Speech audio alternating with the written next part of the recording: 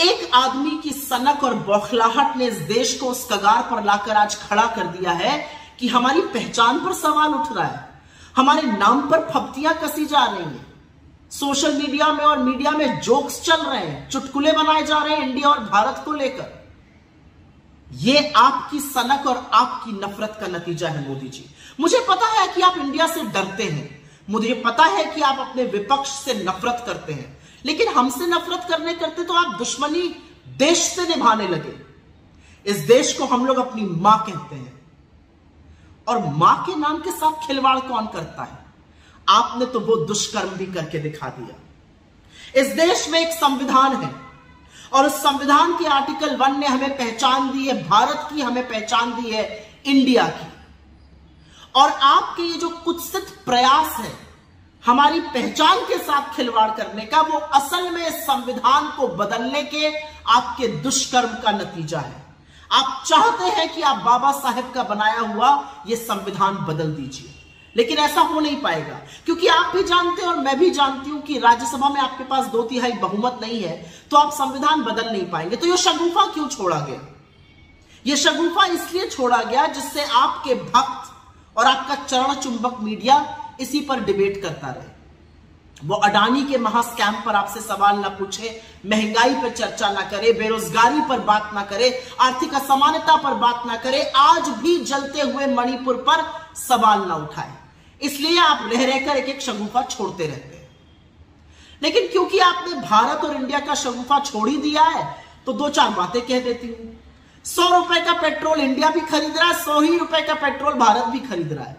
आटे पर जीएसटी आपने इंडिया के लिए भी लगाई है और भारत के लिए भी लगाई है।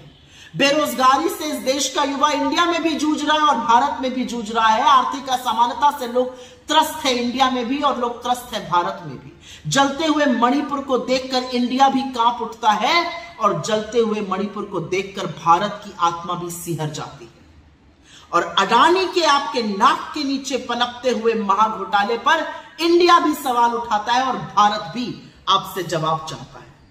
तो सबसे पहले तो विभाजन की, नफरत की इस राजनीति से निकलिए, अपनी सनक, अपनी बौखलाहट छोड़िए और कृपया करके ये हाथ जोड़कर करबद्ध निवेदन है आपसे, इस देश को अपनी बनाई हुई महंगाई से, अपनी बनाई हुई बेरोजगारी से, अपनी लगाई हुई नफरत की आग से, अपनी बनाई हुई आर्थिक असमानता से, अपने बनाए हुए अडानी के महाघोटाले से बख्श दीजिए इंडिया और भारत दोनों को।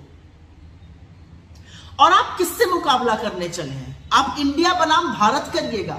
अरे हम वो लोग हैं जहां पर हमारे नेता ने 4000 किलोमीटर इस देश के पैदल नाप दिए कन्याकुमारी से कश्मीर, जिससे कि भारत जुड़ा रहे। भारत जोड़ो यात्रा आपको जवाब है आपकी नफरत और आपकी कुत्सित राजनीति का।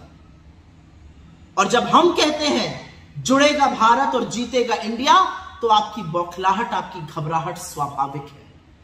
भारत माता भी हमारी है, इंडिया भी हमारा है, क्योंकि आप लोगों ने और आपके पूर्वजों ने तो ना इंडियन इंडिपेंडेंस की वॉर लड़ी और ना भारत की स्वाधीनता संग्राम में धेले का योगदान किया।